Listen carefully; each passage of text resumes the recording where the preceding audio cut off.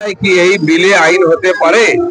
যদি bill pass হয়, আইন হয়, সেটা কি কোর্ট মানবে? কোর্টে তার দ্বারা বিচার হবে?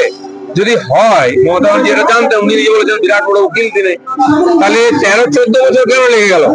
এরকম 48,000 কেস ওনার সরকারের সময় হয়েছে, সে কেসগুলো সমাধান হয়নি, পড়ে আছে কেন?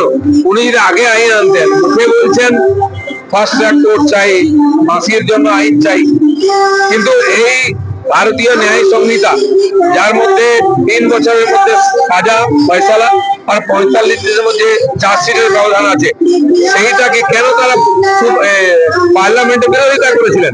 বা সেই আইন যখন হলো, কেন সেখানে বলেননি ফাঁসির সাজা রাখা? ফাঁসি তো আছেই, বা ফাস্ট ট্র্যাক কোর্টের কথা, তাড়াতাড়ি করার কথা, কেন সরকার তাদের সাইসার পাঠায়নি?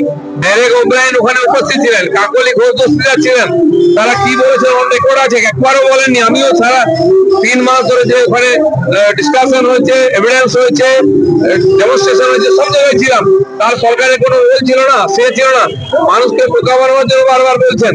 মমতা ব্যানার্জি যা বলেন আর যা করেন দুটো উল্টো।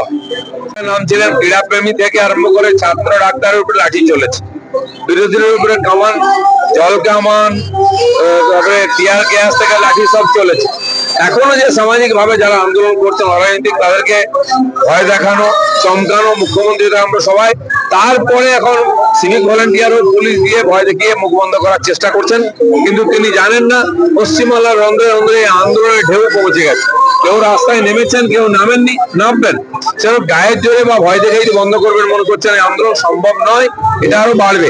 মমতা ব্যানার্জি যদি সত্যি সমাধান চান, নাটক না করে, ধর্ণা ফর্ণা না দিয়ে তিনি সহযোগিতা করুন সিবিআই কে, যাতে দোষীরা সাজা পায়। আমার মনে হয় এতে ওনার সরকার সংকটে পড়তে পারে, তাই দোষীদের বাঁচাবার চেষ্টা করছে।